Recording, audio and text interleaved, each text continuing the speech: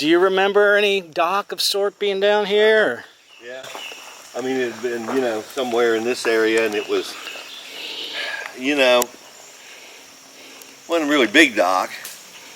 You know, it just went out, and he'd keep a boat there. And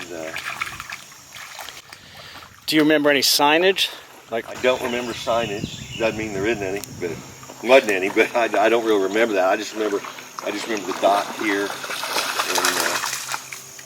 I remember coming down here, and you know, I don't remember when we came over when he rowed us over. I don't remember if there was a dock then. I remember the dock from later, like when I was a teenager, being down here, and his dog being out on the dock. Mm-hmm. But it was just a, you know, it was just a straight dock. I mean, it didn't have any, you know, like a lot of people have. No. It was pretty basic and served what he needed, I think, with this John boat. When I was young, I remember doing it at least once, maybe several times. Yeah, go down, and there's a little area you could just, not much area, you could park a car and ring the bell, and he rode over and picked us up. We came over and visited, you know, I don't know how long.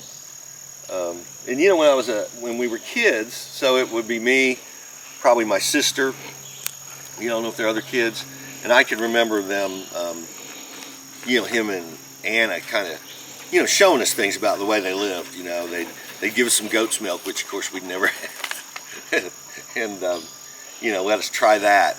Maybe let us try a little bit of food she prepared, and you know, just kind of talk to us about it.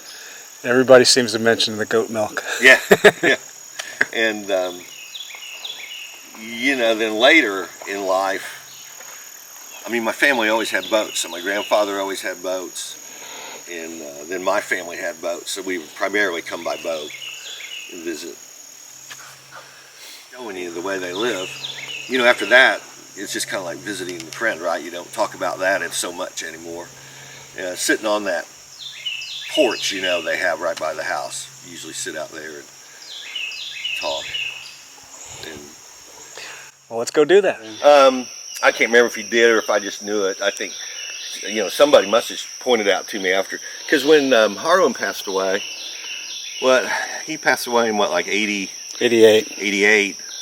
I wasn't living in Madison then, hadn't been for a while. I've been in college and you know, living up around Indianapolis and Bloomington, and but I'd still come down here. I think sometimes, even when I was living away, you know, I'd make it here maybe in the summer. So I can't remember if Paul showed me or if my uncle showed me, but I remember the gravestone, you know, very well.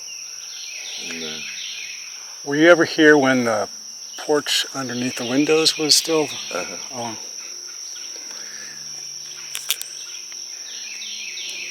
Yeah, I remember it being out there. And was that during Paul's days too, or you know, it's just so hard for me to place things in time. Yeah. Yeah, I can't remember when it was gone. I tend to think it was still here when Paul was first here, but I couldn't be sure of that. Well, I said this is where I remember spending, you know, particularly by the time I was a teen, spending most of the time with him. You know, once we come over, you know, I remember Harlan sitting out here, you know, and us just sitting out here talking with him. And this is primarily where I remember spending time with him after when I was a kid. You know, we'd go in the house, but this is where we'd sit and talk. And do you remember if this concrete was here, or was it just paving stones? I tend to think it was here, but you know, it's, again, like I said, those kind of details. I mean, it's kind of surprising that it would be. I don't remember it being covered up that much, though. So I'm not sure. If I'm telling you what I really think is that there was less of it, but there was still some, but I'm not sure.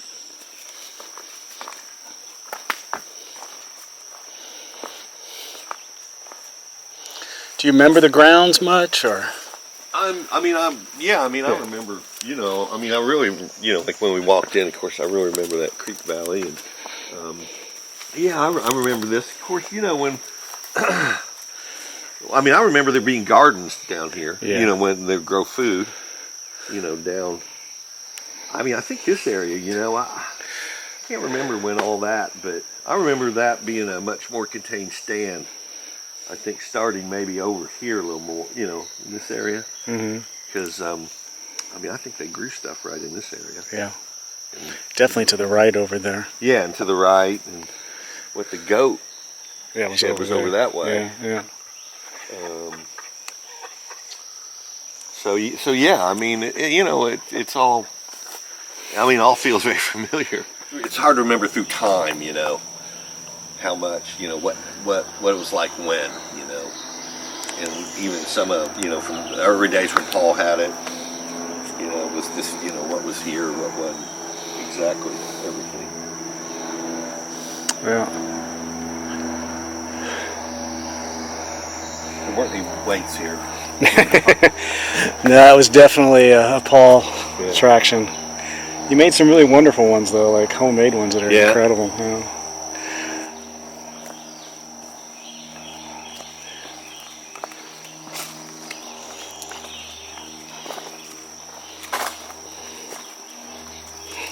That's what I was thinking of that piece. Yeah.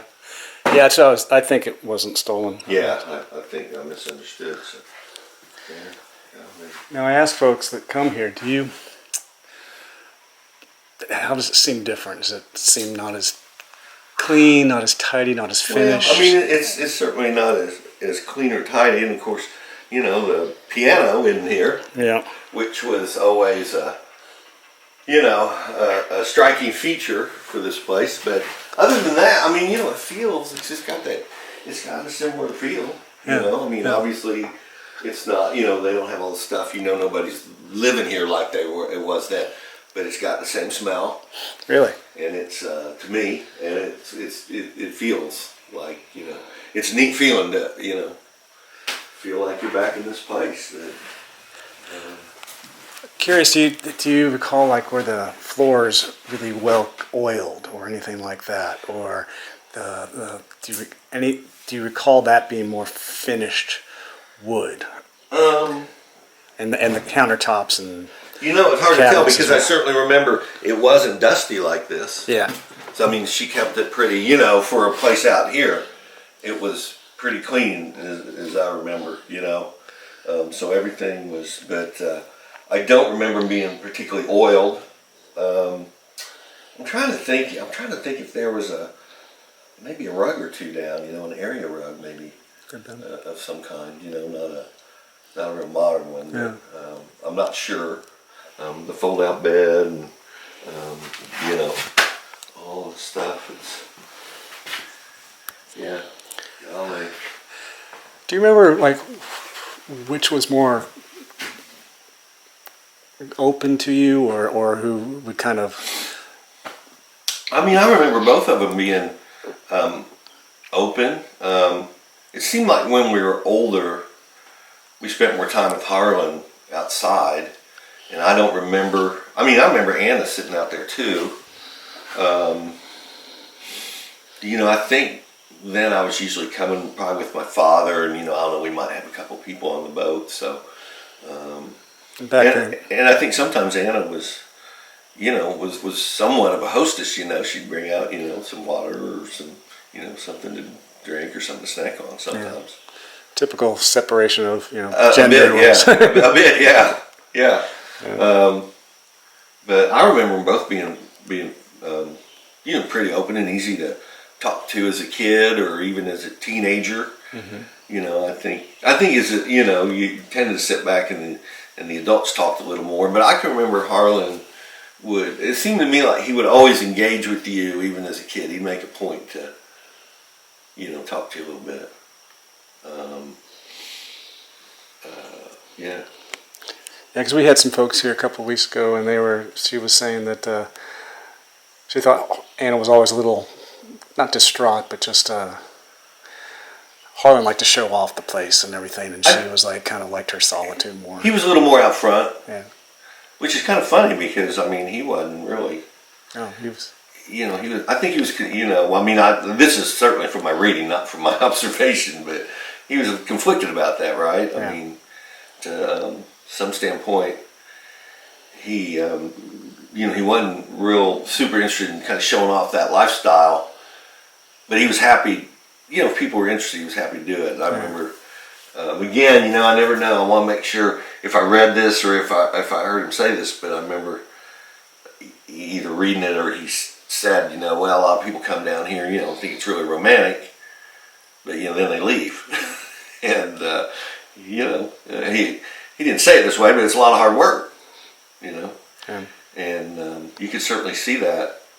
I didn't think anything about it when I was a kid because I was too young. When he rode across and rode back, golly, when you get older, you think about that. My God, he rode the river about 4 times, and he wouldn't have been a young man then.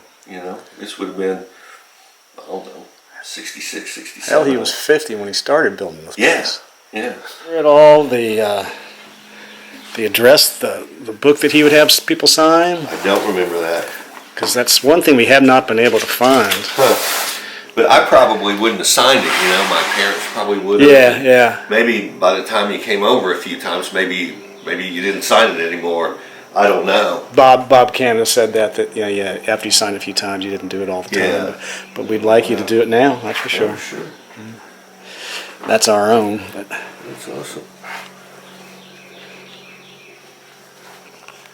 So all this stuff is stuff that would be in a museum.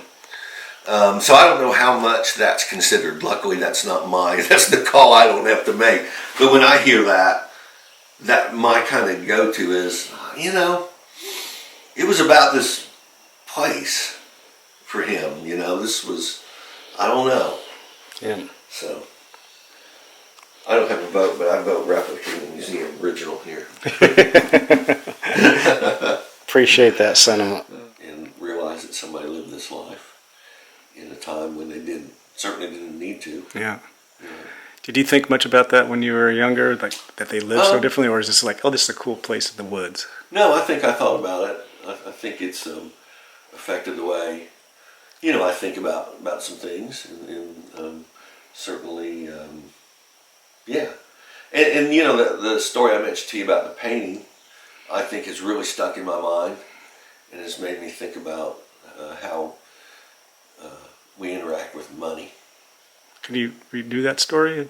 So I was a teenager, I think, by this time, and I was visiting with my dad. I think it was just me and my dad, but I remember me and my dad were in the studio with Harlan talking, and Harlan was leaning against the bench, and there's like cubby holes down in there, slots. And my dad says to Harlan, "Oh, hi Harlan, that painting that I like. I offered you, I can't remember if you mentioned amount, I've offered you, money for that, and I'd still, pay you. I'd like to buy that from you." And Harlan really didn't react, he just, yeah. And finally my dad said, "Well, where is that painting?" And again, Harlan kind of didn't react at first. I think my dad just kind of looked at him, and finally Harlan reaches down and pulls this painting out of one of the slots about 3/4 of the way. And my dad said, "Yeah, that's it." And Harlan pushed it back in. And that was, and I think my dad just reiterated, "Well, I'd love to buy that from you." And Harlan said, "Well, yeah, I know." And so when we left, when we were leaving on our boat, my dad was talking about that. He said, when he painted that painting, and I can't remember the year, I want to say it's like 1935 or something. He said, he painted that. It was, 40 years ago. And it struck me, I think, as a kid that, it wasn't on his wall. It wasn't like my dad was trying to buy the painting that was on his mantle, right? It was a painting that he doesn't even display. And that had a big impression on me. I'm not sure what I made of it, but that, I think I really like the fact that, everything's not about money for this guy, and I think that stuck with me a bit. I don't really, I don't measure people or success very much in money. I don't know. I'm not saying that's the only reason, but, But I think that had something to do with it. It made me think about that. Yeah, when you're young in your late teens and 20s, that's definitely something different. Yeah, you're out there. Especially maybe back in, that was probably the 80s, so it's like the 80s was all about greed. Yeah. Well, I was a young guy, and I was probably thinking about getting out and making a little money. Yeah. And, I don't know. I just always think of that, and it was just a real. It left an impression on me. So yeah. So I think even before as a kid, again, I romanticized it like other people do, but being around a little more, you realize how hard work it was, and then when you get older, you realize why Harlan didn't have any extra pounds on him. He was lean and lanky. Is the way I remember him. It's no mystery. No. Mentioned that your uncle and Bob Canada, not Bob, but Wendell Berry tried to do something about the place. And Bob Canada had mentioned that when he was here a couple of weeks ago. Do you remember much about that at all? Or? I don't think I ever really knew the details. That was kind of the time. I think it was in the time, I was gone from Madison. I'd see my uncle primarily at holidays then, or I don't think it was. So I moved back to Madison in 1991 and saw him more then. But I didn't really know the details of it. I just know that my perception is that him and Wendell put something together, maybe with the organization, National Historic Land Trust, but my understanding was the basic vision of it was that, there's some basic plan to preserve it and maybe make it accessible to people, and that it had a place in that for Paul to be, I believe, kind of like a live-in caretaker. That it provided, for Paul to have a continuing role. Yeah.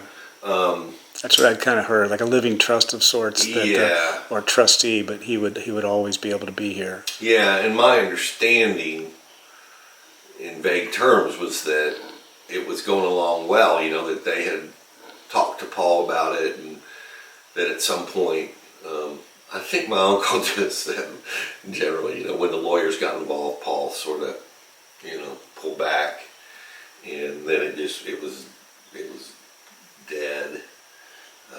And my perception would be that there was some animosity after that on Paul's part, maybe. You mentioned maybe to Wendell, and probably to my uncle too. And the only reason I remember that is Paul did some kind of presentation over at the library in Carrollton, and this would have been, I would perceive it to have been, my grandmother died in 2013. I would have perceived it to have been, let's say, in the last 5 years of her life.